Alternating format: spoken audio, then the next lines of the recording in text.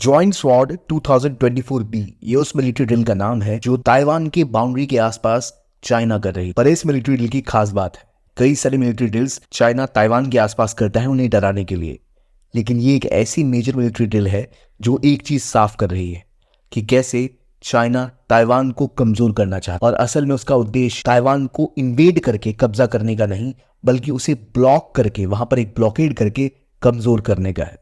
ये तरीका है जिसके थ्रू चाइना अमेरिका की डायरेक्ट हमले से और ताइवान के साथ वॉर में होने वाले नुकसान से भी बच सकता है और अपने ऑब्जेक्टिव को पूरा कर सकता है। ये पूरी कहानी कैसे पलटी है, कैसे यूक्रेन वॉर के बाद चीजें डिफरेंट हो गई है, आइए जानते हैं इस वीडियो में।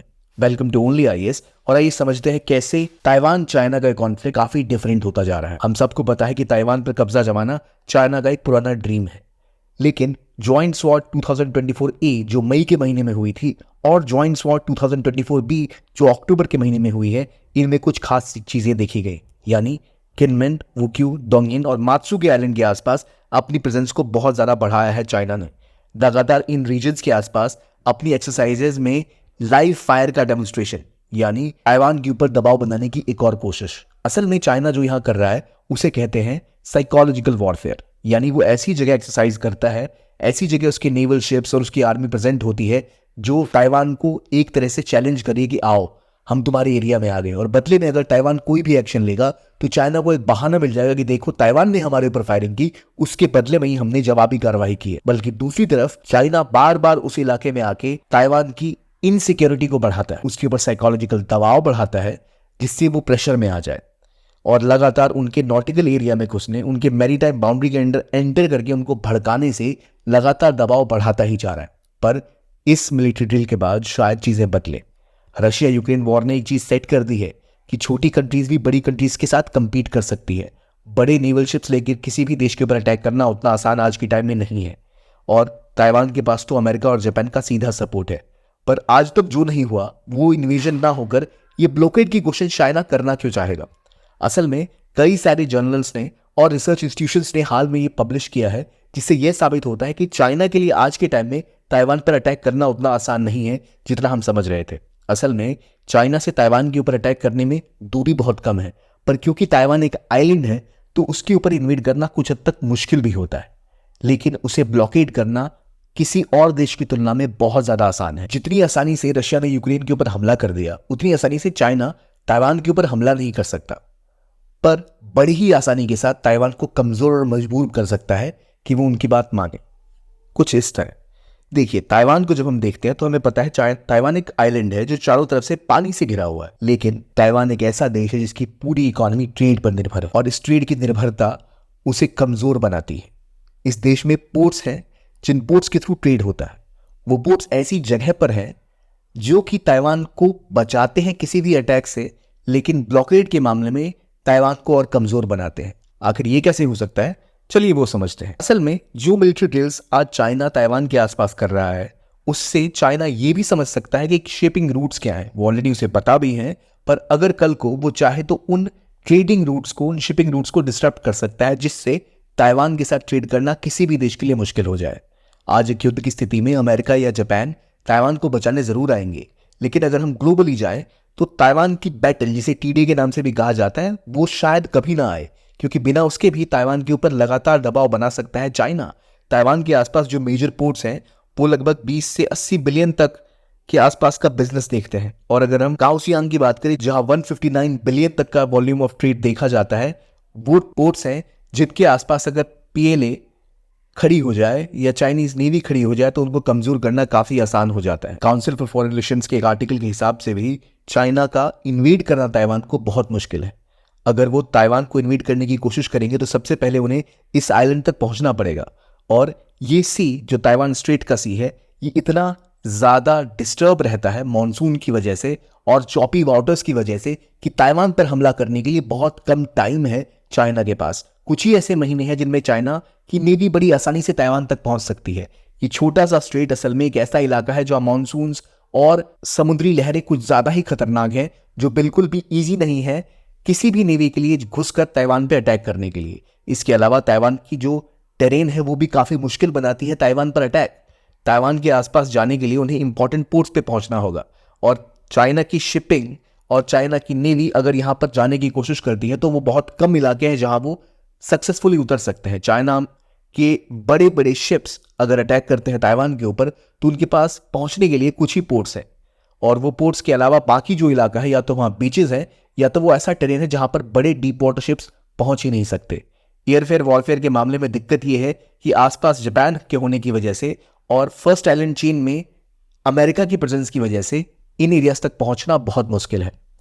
और इसके अलावा ताइवान की ज्योग्राफी कुछ ऐसी है कि अगर चाइनीज मिलिट्री वहां पहुंच भी जाए और उस इलाके पे कब्जा करने के लिए उनकी मिलिट्री वहां उतरती है और एक गुरिल्ला वॉरफेयर का सामना किया जाता है तो ताइवान के टेरेन को पहचानना उनके लिए बड़ी दिक्कत है। ताइवानीज मिलिट्री उसको बेहतर तरीके से जानती है। ऑलरेडी एक बार वियतनाम में चाइना हार झेल चुका है, तो वहां पर अगर वो अर्बन वॉरफेयर में जाता है तो वो बहुत महंगा, बहुत मुश्किल और बहुत ही घातक हो सकता है। इसके अलावा ताइवान के आसपास जापान, साउथ कोरिया और अमेरिका की प्रेजेंस की वजह से ये सब एक्शन लेना बहुत मुश्किल है, और अगर वो ऐसा कुछ भी करता है तो बड़ा ही आसान है अमेरिका के लिए एक वॉर में उतर जाना। और अगर अमेरिका के साथ आज चाइना एक वॉर में उतरता है तो चाइना को बहुत बड़ी कीमत चुकानी पड़ सकती है ताइवान जैसे छोटे आइलैंड के ऊपर कब्जा जमाने के लिए। और अगर ये वॉर होती है तो उसके बाद जापान अपने आप को और ज्यादा मिलिटराइज करेगा, कोरिया अपने आप को और मिलिटराइज करेगा, इंडिया अपनी प्रेजेंस इंडो पैसिफिक ओशन में और स्ट्रांगली प्रेजेंट करने की कोशिश करेगा, और इसके बाद चाइना के लिए सरदर्द और बढ़ सकता है। और ये जो इन्वेजन है वो सक्सेसफुल हो इसकी कोई गारंटी नहीं है। तो ज्योग्राफिकल रीजन, मैरीटाइम रीजन और डिफेंस की वजह से ये ऑपरेशन उतना आसान होगा नहीं। और जैसा यूक्रेन ने भी साबित किया है कि बड़े वॉरशिप को छोटे ड्रोन्स के साथ आसानी के साथ डिस्टर्ब किया जा सकता है, और वही तैयारी ताइवान कर रहा है अमेरिका की असिस्टेंस के साथ। आगे हम देखें तो यहां ताइवान के जस्ट पास जो फर्स्ट आइलैंड चेन है यहां पर अमेरिका की प्रेजेंस है, और ये अमेरिकन प्रेजेंस किसी भी चाइनीज इंटरवेंशन को रोकने की क्षमता रखते हैं, और इसलिए कहा यह जा सकता है कि इन्वेजन उतना आसान नहीं होगा। American nuclear submarines, warships Pacific ocean में पूरी तरह तैयार है, किसी भी एक्शन में वो अमेरिका के साथ लड़ने को तैयार दिखते हैं। इसीलिए शायद चाइना ताइवान के ऊपर हमला करके जीते, ये संभव उतना तो नहीं है आज के टाइम में, वो बहुत महंगा और मुश्किल काम है। और इसीलिए रीसेंट ड्रिल्स के हिसाब से चाइना असल में एक नई स्ट्रैटेजी को प्रैक्टिस करती दिख रही है, यानी वो ताइवान को ब्लॉक करना चाह रही है। असल में ताइवान एक ऐसा देश है जिसकी एनर्जी सप्लाई मेजरली इंपोर्ट होती है। चाइना अगर ताइवान स्टेट के आसपास शिप्स को रोक दे तो अभी ताइवान केवल 3 दिन का ही नेचुरल गैस अपने पास रख पाता है, वो उसके पास खाना भी मेजरली इंपोर्ट होता है, तो वो फूड सप्लाईज, एनर्जी सप्लाईज को रोकने की क्षमता रख सकता है। और इतना ही नहीं, कई ऐसी स्ट्रैटेजीज हैं जिसका इस्तेमाल करके चाइना ताइवान को मजबूर कर सकता है कि वो उसकी बात माने। उनमें से एक टैक्टिक्स है क्वारंटाइन टैक्टिक। वो कुछ ऐसा है कि जो भी शिप असल में ताइवान की तरफ जाना चाहेंगे, चाइना ये कह सकता है कि ये शिप्स उसके लिए एक सिक्योरिटी थ्रेट है, इसलिए पहले उन शिप्स को चाइनीज पोर्ट्स पर आना पड़ेगा, उनका इंस्पेक्शन होगा, तभी जाकर वो शिप्स जो है ताइवान पहुंच पाएंगे। इसे कहते हैं एक ऐसा टैक्टिक जिससे ट्रेड डिले किया जाता है। इस डिलेइंग टैक्टिक्स के थ्रू चाइना लगातार ट्रेडिंग शिप्स पर दबाव बना सकता है, और ये एक ऐसा बहाना है जिस बहाने का कोई इलाज अमेरिका या जापान के पास भी नहीं है। चाइना ये कह सकता है कि उन्हें सिक्योरिटी थ्रेट है और वो तो सिर्फ उन शिप्स को चेक करना चाहते हैं, लेकिन इससे होगा ये कि सारी की सारी शिपिंग इंडस्ट्री, ट्रेडिंग इंडस्ट्री जो ताइवान की तरफ जाती है वो डिस्टर्ब हो जाएगी। ताइवान दुनिया का एक सेमीकंडक्टर हब है, लेकिन वो सेमीकंडक्टर्स बहुत इंपॉर्टेंट होते हैं टाइमली डिलीवर होना, उनकी डिलीवरी को डिले किया जा सकता है। ताइवान की जो मेजर सप्लाईज हैं, ऑयल, गैस, फूड, इन सब को डिले करने की क्षमता चाइना के पास है। और चाइना इसके अलावा यह भी कर सकता है कि उसके आसपास लगातार अपनी एक्टिविटी को बढ़ाए और वहां के आसपास माइनिंग और movement of Taiwanese ships, military, navy, इन सब को रोक दे। इससे होगा ये कि ताइवान के ऊपर इतना ज्यादा दबाव रहेगा कि अगर कल को चाइना ने गलती से ताइवान स्ट्रेट के आसपास आ रहे उनके शिप्स को रोका, लगातार इंस्पेक्शन करना जारी रखा, और वो कोई भी कदम उठाते हैं चाइना के खिलाफ, तो एक लिमिटेड वॉर करके वो ताइवानीज मिलिट्री शिप्स को तबाह कर सकते हैं। और उनके पास एक बहाना भी होगा कि उन्होंने तो कोई एक्शन ही नहीं लिया, वो तो अपने आप को प्रोटेक्ट करना चाह रहे हैं। इस पूरे स्ट्रेट के आसपास वो लाइव फायर एक्सरसाइज ऑलरेडी कर रहे हैं। लाइव फायर एक्सरसाइज वो होती है जहां पर आप गोला बारूद का इस्तेमाल करते हैं, फायरिंग करते हैं। इससे सामने वाली कंट्री पे असर तो पड़ता ही है। इसके अलावा इस पूरे रीजन में अपनी नेवी की प्रेजेंस और ज्यादा बढ़ाकर, जो ऑलरेडी काफी ज्यादा मात्रा में है, चाइना की एक बहुत बड़ी कोस्ट गार्ड की फोर्स है, उस कोस्ट गार्ड की फोर्स को वो ताइवान के इलाके में और ज्यादा एक्टिवली भेजकर लगातार दबाव बना सकते हैं। और दूसरी तरफ उनकी माइनिंग, उनकी शिपिंग, उनकी इंडस्ट्री, उनका ट्रेड, इन सब को डिलेइंग टैक्टिक्स के थ्रू उनके पूरे के पूरे ट्रेड को स्लो डाउन कर सकते हैं। अगर ऐसा कुछ होता है तो उनकी इकोनॉमी में उसका दुष्प्रभाव होगा, और अगर वो चाहे तो इसको धीरे धीरे आगे बढ़ाकर फूड सप्लाईज, ऑयल सप्लाईज को डिले कर सकते हैं। और जैसे जैसे ऑयल सप्लाई या फूड सप्लाई ताइवान पहुंचने में डिलेड होगा या कोल वहां पर डिले होकर पहुंचेगा, तो वहां पे हर चीज महंगी होती जाएगी। वो चीजें मुश्किल हो जाएंगी ताइवान के लिए, जो आज बहुत आसान है। और शायद ये वो ऐसा तरीका है जिस तरीके का तोड़ अमेरिका या जापान के पास भी नहीं हो। हालांकि इंटरनेशनल प्रेशर चाइना के ऊपर बहुत ज़्यादा पड़ेगा और ये बहुत मुश्किल हो जाएगा, लेकिन ये चीज़ें काउंसिल ऑफ फॉरेन रिलेशंस ने एक पूरे रिसर्च पेपर में भी दिखाई है कि कैसे चाइना धीरे धीरे इस टैक्टिक्स का इस्तेमाल कर रहा है ताइवान को मजबूर करने के लिए। और ताइवान की जो इकोनॉमी है वो कुछ इस तरह की है कि वहाँ ये टैक्टिक्स कामयाब भी हो सकते हैं। उनकी navy, mine zones, maritime militia और यहाँ तक कि आउटसाइड मिलिशियाज को इन्वॉल्व करके चाइना लगातार ताइवान के ऊपर दबाव बना सकता है।